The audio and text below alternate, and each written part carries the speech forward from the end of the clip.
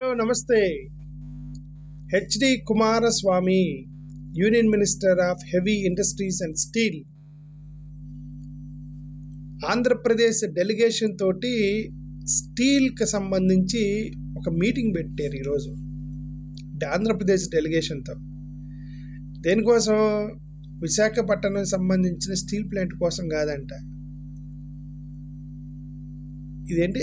Arcelor Mittal Nippon steel Corporation కోసం.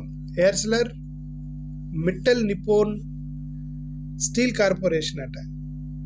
అంటే మిట్టల్ వాళ్ళ స్టీల్ కార్పొరేషన్, మిట్టల్ వాళ్ళ కంపెనీ పెట్టడానికి అని చెప్పి హెచ్డి కుమారస్వామి ఆంధ్రప్రదేశ్కి వచ్చి మన ఆంధ్రప్రదేశ్ ప్రతినిధులతో కూర్చొని మాట్లాడారు. ఆ మీటింగ్కి ఎవరెవరు అటెండ్ అయ్యారు? TG Bharath, industries minister TG Bharath, senior state official Amitav Mukherjee, chairman and managing director of NMDC, Dilip Oommen, CEO of Arcelor Mittal Nippon steel corporation. So వీళ్ళందరూ కలిపి కుమారస్వామి తోటి మీటింగ్ చేశారు. ఇప్పుడు మేము చెప్పేది ఏంటంటే, ఇప్పుడు ఈ టీజీ భరత్ గారు, ఈయనే కుమారస్వామి మన పార్లమెంట్లో అడిగితే విశాఖపట్నం స్టీల్ ప్లాంట్ ఏం చేస్తారు గురు అని అంటే, డిస్ఇన్వెస్ట్మెంట్ విల్ కంటిన్యూ అన్నాడు. డిస్ఇన్వెస్ట్మెంట్ విల్ కంటిన్యూ అంటే ఎత్తేస్తారని అర్థం. ఓకే, ఇప్పుడు ఈయన స్టేట్మెంట్ ఎందుకు చెప్పంటే, 2030 కల్లా 300 మిలియన్ టన్నుల స్టీల్ని మేము ప్రొడ్యూస్ చేయడమే నరేంద్ర మోడీ గారి యొక్క విజను, అందుకని ప్రైవేట్ ఇన్వెస్ట్మెంట్ని మేము ఆహ్వానిస్తున్నామని కుమారస్వామి గారు చెప్పారు. ఈరోజు 300 టన్నుల స్టీల్ని 2030 కల్లా అచీవ్ చేయాలనేది నరేంద్ర మోడీ గారి యొక్క విజన్ అయితే, ఆ 300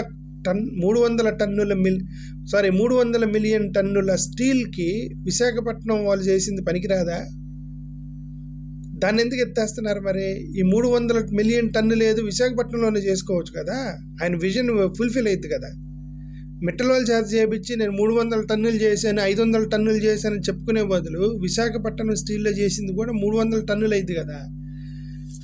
విశాఖపట్నం తయారు చేసిన స్టీల్ ఈ 300కి లెక్కకి సరిపోదే ఏంటి? అది లెక్కకి అడ్డుపడతాయండి అవి. ఏందో చూద్దాం. ఓకే, స్టీల్ ప్లాంట్ వాళ్ళు గొడవ చేస్తున్నారు. ఎందుకంటే మన నాలంటోడు మీలాంటోళ్ళు మనకి రోజుల తరబడి మాట్లాడినా, గంటల తరబడి కొట్టుకున్నా సరే, ప్రైవేటైజేషన్ చేయటం అనేది ఎన్డీఏ ప్రభుత్వం యొక్క fundamental characteristics of the government. వాళ్ళ పాలసీ అది. ఒక్కొక్క రాజుకి ఒక్కొక్క మైండ్లో తిరుగుతూ ఉండేది, రాజరికమయ్యేది.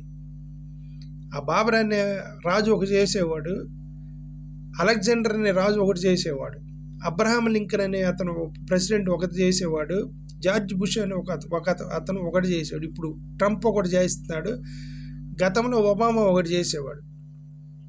ఓకే, ఇలాగ ఒక్కొక్క వ్యక్తులను బట్టి మారతాయి. ఎందుకంటే వాళ్ళు ఒక ఫిలాసఫీలతో వస్తారు అధికారంలోకి. ఈ ఎన్డీఏ మోడీ గారి యొక్క ఫిలాసఫీ సింపుల్గా ఒకటే, ప్రైవేటైజేషన్ చేయటం, ప్రభుత్వ సంస్థలు మొత్తాన్ని ఎత్తిపడిన ఒకటం వీళ్ళ ఐడియాలజీ. ఇప్పుడు ఆ ఎన్డీఏ ప్రభుత్వం మనం ఎంత మొత్తుకున్నా సరే ప్రైవేటైజేషన్ జరగాలి అనుకునే మొత్తం వాళ్ళు చేసి తీరుతారు, మనం అడ్డుకోలేము. ఒకటే మార్గం ఏంటంటే, ఇలాంటి వాళ్ళని ప్రభుత్వంలోకి రాకుండా చూడగలిగేటువంటి కెపాసిటీ ప్రజలకు ఉంది. ప్రజలు ఏముందో డబ్బులు తీసుకుని ఓటేస్తారు, మతం పేరు చెప్పగానే ఓట్లేస్తారు. ఆ తర్వాత మా స్టీల్ ప్లాంట్ అమ్మేస్తున్నారంటే స్టీల్ ప్లాంట్ అమ్మేస్తారు, వెళ్ళండి. మతం ఉంది కదా మనల్ని కాపాడటానికి. అది నేను చెప్పేది. Thank you. స్టీల్ ప్లాంట్ పోతే పోయింది, దేవుడు కాపాడుతాడు మనల్ని.